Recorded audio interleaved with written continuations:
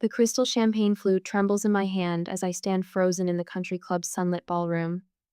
Around me, chattering guests admire the elaborate decorations, silver and pink balloons bobbing against the coffered ceiling, fresh peonies spilling from mercury glass vases, delicate butterfly confetti scattered across crisp white tablecloths. Every detail is perfect, just as I planned, just as I paid for.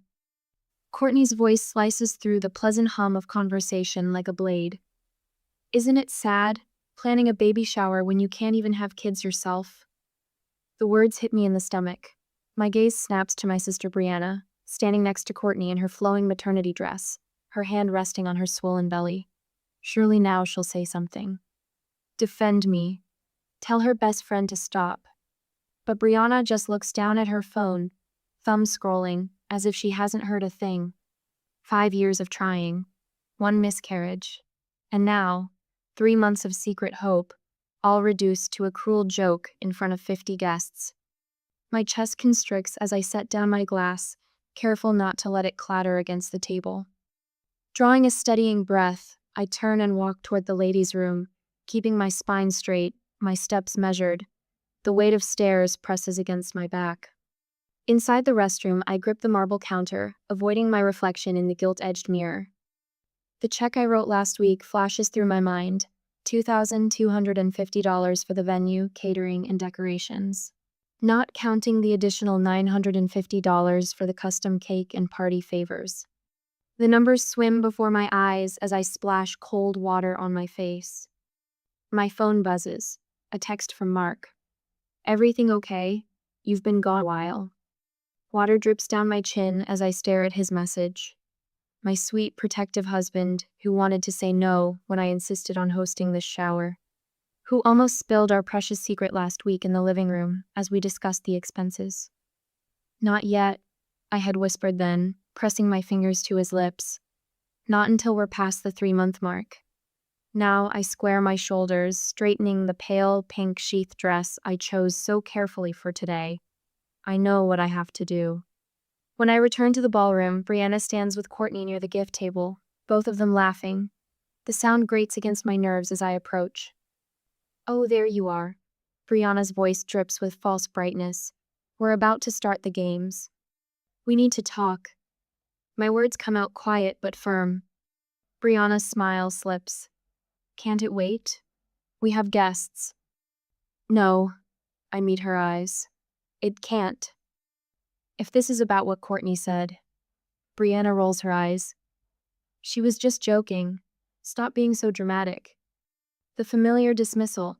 The same tone she's used since we were children, minimizing every hurt, every slight, making me the unreasonable one. I've always supported you. My voice remains steady even as tears burn behind my eyes.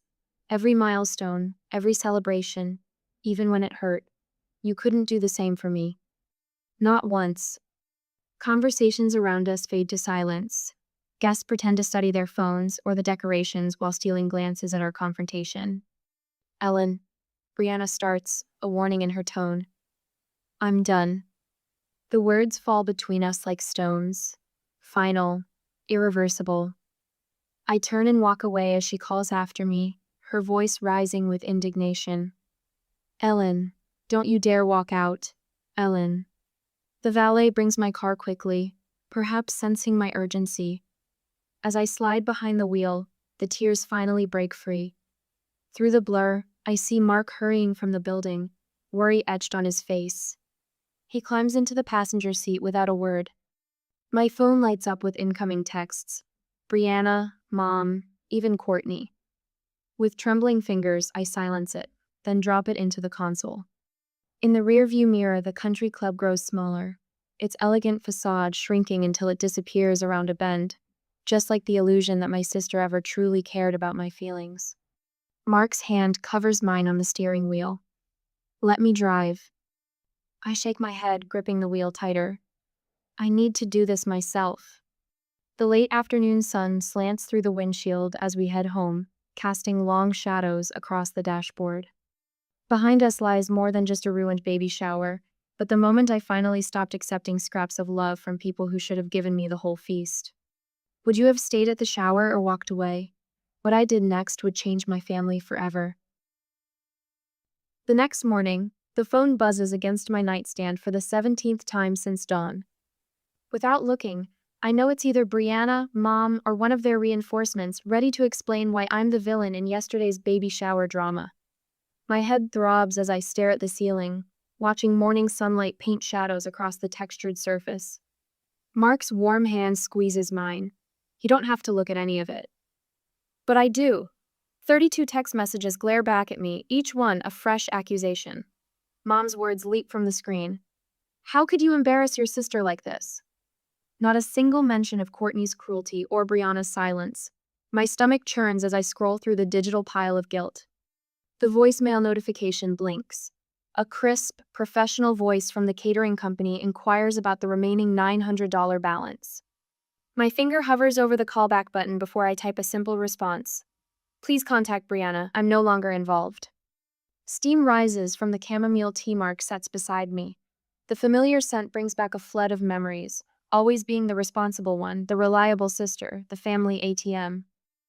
I close my eyes, remembering the day Mom convinced me to give Brianna my college fund. She needs it more than you do, Ellen. You're so good with money. You'll figure something out. And I did figure it out. 4 years of working full-time while taking night classes, sleeping 4 hours a night, eating ramen noodles to save every penny.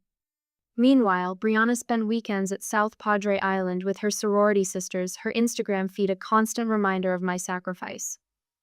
You're the responsible one, Mom would say whenever I questioned the fairness. Dad would bury himself deeper in his newspaper, his silence an accomplice to the family's favorite myth. Ellen can handle it. Ellen doesn't mind. Ellen will understand. The baby shower wasn't the cause. It was just the final brick in a wall built over decades. A pounding at the door shatters our 3 weeks later quiet Sunday morning. Mark touches my shoulder, but I shake my head. This needs to end. Brianna burst past Mark, her face flushed red against her cream-colored maternity dress. You humiliated me? In front of everyone? Her voice bounces off our living room walls, disturbing the peace we've built in this home. I set down my tea with deliberate calm. The caterer needs to be paid. That's your responsibility. Brianna's hands shake as she jabs a finger toward me. You're my sister. You can't just walk out and stick me with the bill. Like you stuck me with your student loans? The words slip out before I can stop them, years of resentment crystallizing into sharp truth. That was different. Brianna's voice rises higher. Mom said a lot of things. My own voice stays quiet, steady. And I believed them all, not anymore. Mark steps between us, his shoulders squared. You need to leave now, Brianna. She blinks as if seeing him for the first time. This is between me and my sister. No, I stand, drawing strength from Mark's presence. He's right, please leave. You can't be serious. Brianna's laugh holds a note of hysteria. After everything I've put up with from you? Put up with? The words taste bitter in my mouth. Name one thing, Brianna. One sacrifice you've made for me. Her silence fills the room like smoke. Leave now, I say quietly, or I'm calling the police. Something dangerous flashes in her eyes. She stalks to the door, then turns, one hand resting on her swollen belly. You'll never meet my baby. The door slams with enough force to rattle our wedding photo off the wall. The frame hits the hardwood floor with a crack, spiderweb fissures spreading across the glass. As I bend to pick it up, the first sob escapes my throat. Mark's arms wrap around me as I sink to the floor, the broken frame clutched against my chest. Outside, Brianna's car screeches away and I catch glimpses of curious neighbors peeking through their curtains. It's over, I whisper, but even as the words leave my lips, I know better. The text alert chimes again, Mom's name appearing on my screen like a harbinger. Brianna wasn't done yet, and neither was my mother. Through the tears, I press my hand against my own belly, where our secret still grows. 3 months and 6 days, the greatest reason of all to finally break free. At the office, one Tuesday morning, the quarterly financial reports swim before my eyes as I squint at my computer screen.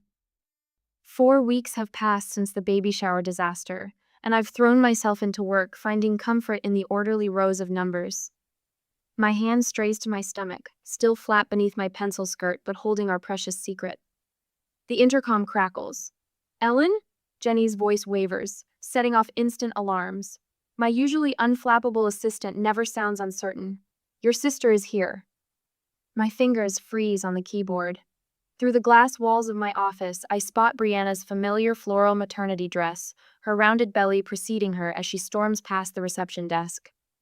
Two junior analysts quickly avert their eyes, suddenly fascinated by their monitors. Tell her I'm in a meeting. The words barely leave my mouth before Brianna's voice booms through the office. You can't hide from me forever. She sweeps past cubicles, clients from Morton Financial watching open-mouthed from the conference room. You owe me $3,000. Security arrives as she reaches my door, Steve from the lobby and Marcus from the fourth floor. I remember bringing them Christmas cookies last year. Now they flank my sister, their faces professionally blank. Ma'am, you need to leave. Steve's voice carries the weight of authority.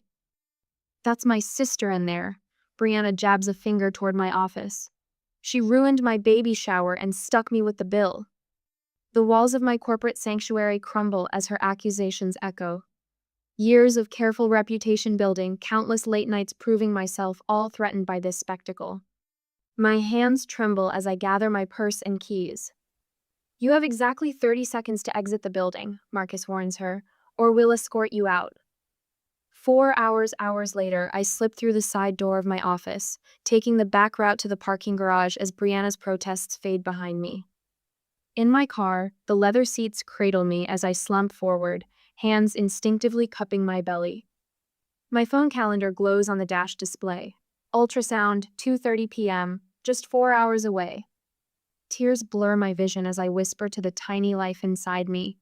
No one will hurt you like they hurt me. Never. 10 minutes later, the passenger door opens and Mark slides in, his tie loosened, worry etching lines around his mouth. Jenny called me. I can't do this anymore. The words fall like stones between us. I thought I could maintain boundaries, keep some kind of relationship, but they'll never stop. My phone buzzes with a voicemail from Mom. I play it on speaker. Margaret's voice filling the car. I raised you better than this. Causing a scene at your sister's baby shower wasn't enough. Now you're humiliating her in public? Before I can respond, a text from Dad appears. Your mother is very upset. Can't you just pay it? For peace in the family? An email notification pops up next, Courtney's name making my jaw clench. Sorry if you were offended by what I said at the shower. You're being way too sensitive about this whole thing. Mark reaches for my phone, but I beat him to it, blocking each number with quick, decisive taps.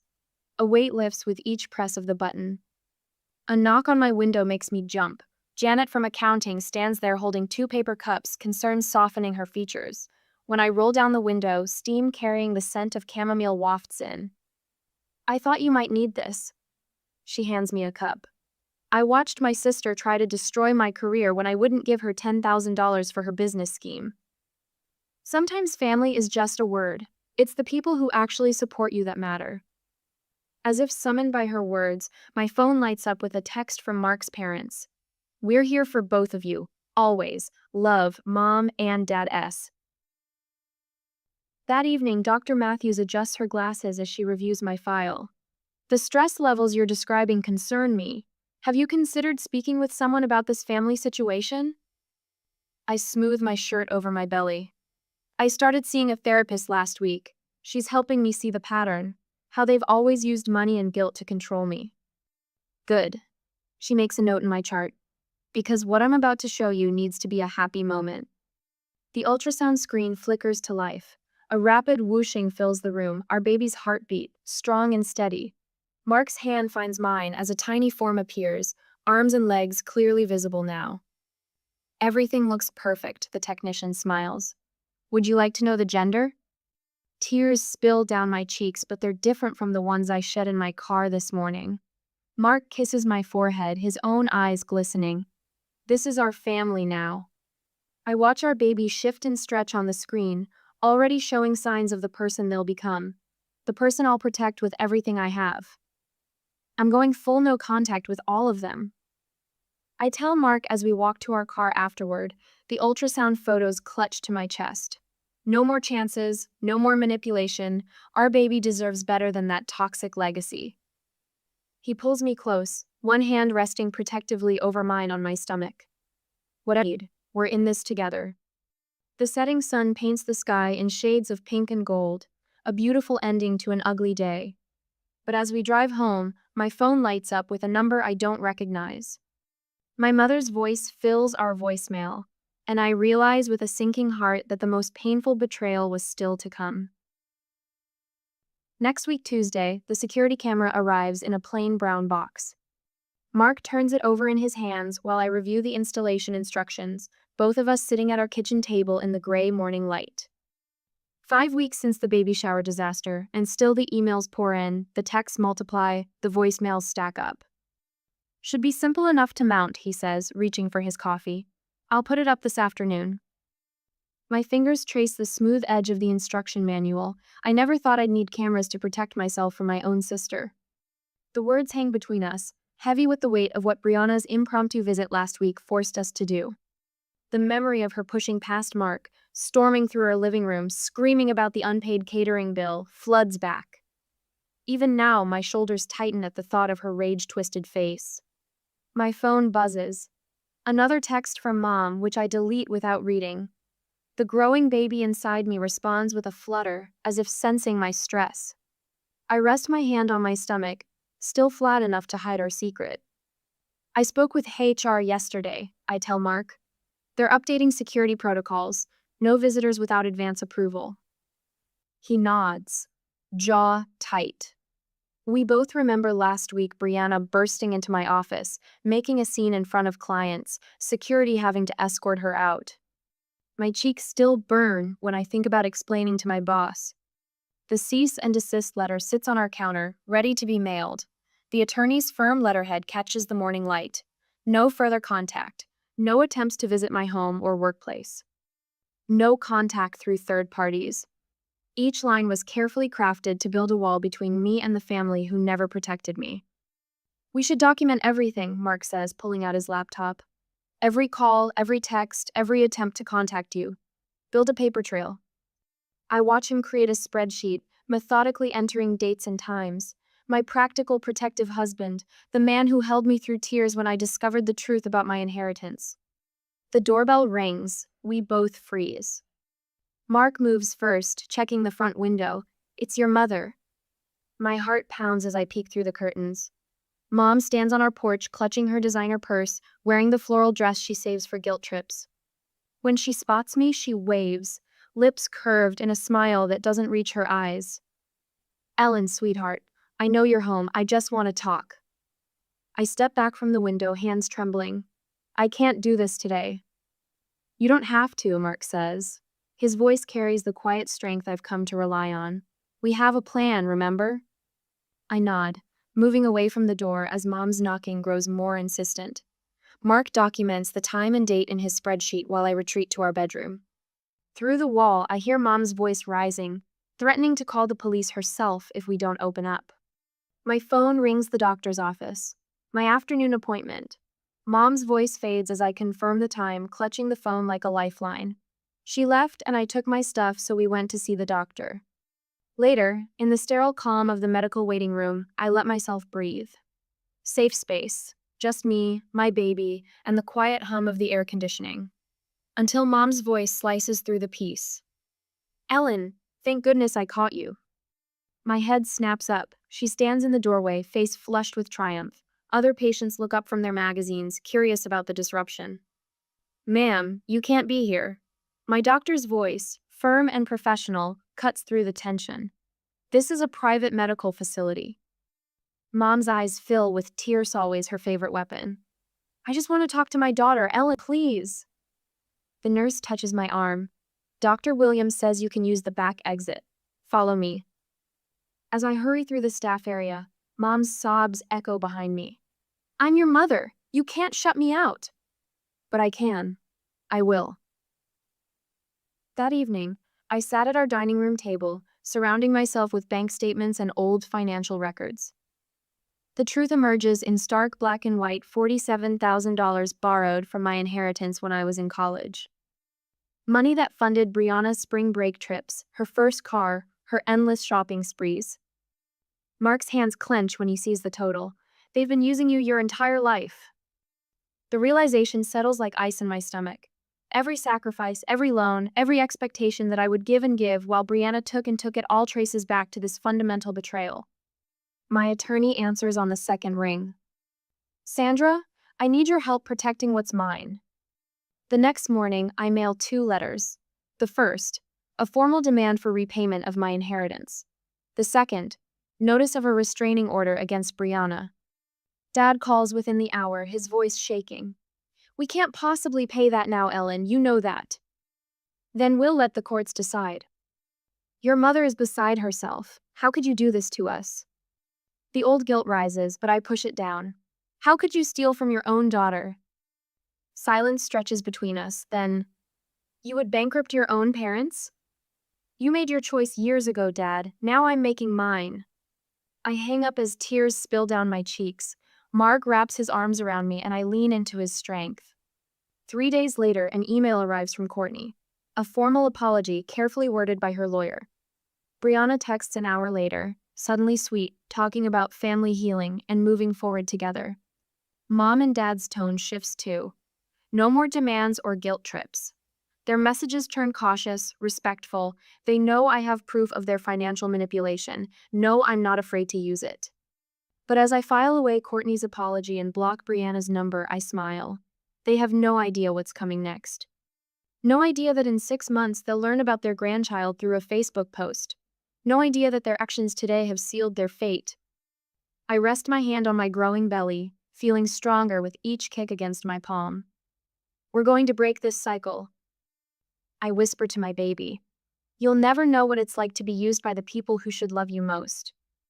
Mark's hand covers mine. Ready to set up those atonal cameras? I nod, standing straighter. Ready for everything. 6 months later, the morning light streams through our nursery's bay window, casting golden patterns across the buttercup yellow walls. 6 months have passed since that day at the country club. 6 months of blessed, quiet, broken only by the gentle swish of paint rollers and the soft discussions of nursery furniture placement. Mark stands beside me now, his phone ready as I position myself in the window seat, our daughter's tiny fingers wrapped around mine. Perfect, he whispers, capturing the moment. Just her small hand, pink and new, curled trustingly around my index finger. Nothing else needed. I type the caption with one hand. Charlotte Rose, 7 pounds 4 ounces, perfectly healthy. My thumb hovers over the post button for just a moment before pressing down. The social media announcement drops into the world like a pebble into still water. The ripples start immediately. My phone buzzes against the windowsill, once, twice, then a cascade of notifications that sound like angry bees. Mark reaches over and silences it, but not before I catch a glimpse of Brianna's name from a number I don't recognize. You stole my special time. The words flash across my screen in all caps. I can almost hear her voice, shrill with indignation, as if she still stands in that sunlit country club room. Mark reads over my shoulder as more messages pour in.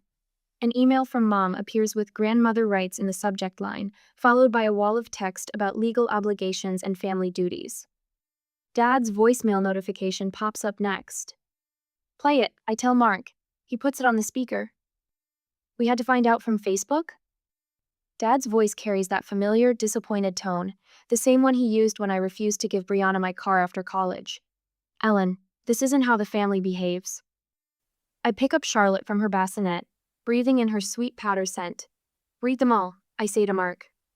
My voice stays steady, the same way it did that day at the shower when I finally said enough. He scrolls through each message, and after reading them aloud, deletes them one by one. They don't deserve you, he says quietly. Either of you. 4 days later, I came home, the same day the doorbell rings. Through the front window, I see Dad standing on our porch. He clutches a stuffed bear in one hand, its price tag still dangling from its ear. The sight sends an unexpected pang through my chest, not of longing, but of something closer to pity. I'll take Charlotte, Mark offers, but I shake my head. She stays with me. I grab the baby monitor anyway, a habit now ingrained, and step onto the porch. The October air carries a hint of wood smoke from somewhere in the neighborhood. Ellen. Dad's voice cracks a little. The bear dangles forgotten at his side. Your mother is heartbroken. I lean against the doorframe, studying his face. The lines around his mouth have deepened since I last saw him. Did you ever ask what Courtney said to me that day? He shifts his weight, eyes dropping to the welcome mat. Did you ever once stand up for me, Dad? Even once? The silence stretches between us like a physical thing. A car passes on our quiet street. Someone walks their dog across the way, waving cheerfully. I don't wave back. Your mother won't accept this, he finally says, his voice small. You have a choice. The words come out clear and firm, carried on the crisp autumn air. Either you respect my boundaries, all of them, or you don't see us at all. No more showing up unannounced. No more guilt trips. No more letting Mom or Brianna use you as their messenger. He clutches the bear tighter, its fuzzy head twisted in his grip. Ellen, please, we're family. That's right, we are. And family should protect each other, not tear each other down. I straighten up, my hand on the door handle. Those are my terms, Dad. The choice is yours. Your mother won't, he starts again. That's her choice, I cut in, just as this is mine. He looks at me for a long moment, this man who taught me to ride a bike but never taught me to stand up for myself. Finally, he sets the bear down on the porch step and turns away. His footsteps echo against the concrete, growing fainter until I hear his car door slam. Inside, Mark sits in the living room rocking chair, Charlotte asleep against his chest. You okay? He asks softly. I pick up the bear from the porch, brush off its fur, and set it on the entry table. A smile spreads across my face, genuine and free. For the first time in my life, I tell him, I truly am. Charlotte stirs in her sleep, making those tiny bird sounds that fill my heart.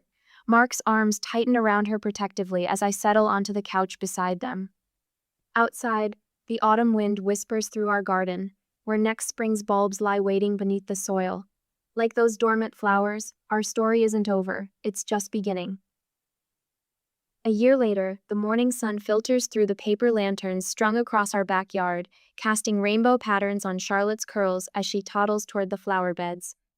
Our guests laugh and chat around tables decorated with fresh-cut roses from my Gardeno Country Club formality here, just genuine warmth and joy.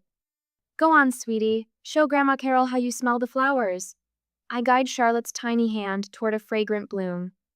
Mark's mother kneels beside us, her silver hair glinting in the sunlight as she helps steady Charlotte's first wobbly steps. Just like that, Carol coos, gentle now. Her eyes meet mine, filled with the pure love I never saw in Margaret's gaze. Charlotte scrunches her nose and lets out a delighted giggle as she bends toward the rose. The sound of car doors slamming draws my attention to the driveway where Janet and her husband arrive carrying a wrapped package. She waves, weaving between the scattered lawn chairs where our chosen family gathers to celebrate Charlotte's first birthday. No crystal champagne flutes or printed place cards, just paper plates, homemade cake, and people who love us exactly as we are. You've outdone yourself, Janet says, surveying the casual spread. Though I suspect this party cost a fraction of that other one. She squeezes my arm, understanding in her eyes. I shake my head, smiling, and worth every penny more. The morning mail sits unopened on the kitchen counter where Mark left it, except for one small package he placed apart from the rest. No return address, just my name in familiar handwriting. Inside, I found a vintage silver baby spoon, delicate scrollwork etched along its handle. The note beneath read simply, I was wrong. I'm sorry. When you're ready, I'd like to meet my granddaughter. Love, Dad. No manipulation, no guilt, just 9 words that acknowledge what I've known all along. I tucked both items into Charlotte's memory box, next to her hospital bracelet and first curl. Someday we'll decide. I whispered to her sleeping form. When you're old enough to understand why boundaries matter more than blood. The party flows around us like a gentle stream. Mark grills burgers while his father entertains Charlotte with funny faces. My friend Susan's twins push her on the baby swing we installed last month. This is what family should feel like: easy laughter, steady support, love without conditions. Later, as the afternoon mellows into evening, I carry Charlotte to her favorite spot in the garden. See the butterfly? I point to a monarch landing on the purple cone flowers. They're free to fly wherever they choose, just like you'll be. The memory of that baby shower confrontation feels distant now, like watching a storm through thick glass. The lightning still flashes, but it can't touch us anymore. We settled the financial mess through attorneys no direct contact needed. The money meant nothing compared to the peace we found. Mark joins us, his arms sliding around my waist. The setting sun paints the garden in soft gold as our remaining guests help clean up, everyone pitching in without being asked. This is the legacy I choose for Charlotte people who show up, who stay, who lift each other up without keeping score. Later that night, after the house falls quiet, I set up my phone in the nursery. Charlotte sleeps peacefully in her crib, unaware that I'm recording a message for her future self. My darling girl, I begin, voice soft but sure. Family isn't just about shared blood, it's about the people who choose you, again and again. Who celebrate your joy without trying to dim your light. Who love you not because they have to, but because they want to. Mark appears in the doorway, drawn by my voice. He slides down to sit beside me, our shoulders touching. You'll never have to earn love, I continue, one hand drifting to rest on my stomach where another miracle grows, still too early to share. You'll never have to shrink yourself to make others comfortable. You are worthy exactly as you are. The moonlight streams through the window, turning Charlotte's fair hair silver. Her chest rises and falls in peaceful rhythm, small fingers curled around her favorite stuffed rabbit. My free hand finds marks in the darkness. Your daddy and I promise you'll grow up knowing what took me years to learn, that sometimes the greatest act of love is drawing a line in the sand and saying no more. My voice catches, but I push through. That forgiveness doesn't always mean letting people back in, that you can wish others well from a safe distance. We sit in comfortable silence after I end the recording, watching our daughter sleep. The weight of the silver spoon in her memory box feels lighter now, a reminder rather than a burden. Perhaps someday we'll build a bridge across the canyon of past hurts, or perhaps we'll simply acknowledge that some distances serve their own kind of peace. I rest my head on Mark's shoulder, breathing in the lingering scent of birthday cake and garden roses. Through the window, fireflies dance in the summer darkness, their light a reminder that beauty can emerge from the darkest spaces when given room to grow. Ready for bed? Mark whispers, helping me to my feet. I pause in the doorway, taking in the scene one last time, our daughter safe in her dreams, our love surrounding her like a fortress, our future stretching bright and boundless before us. Yes, I say, closing the door with gentle certainty. I'm ready.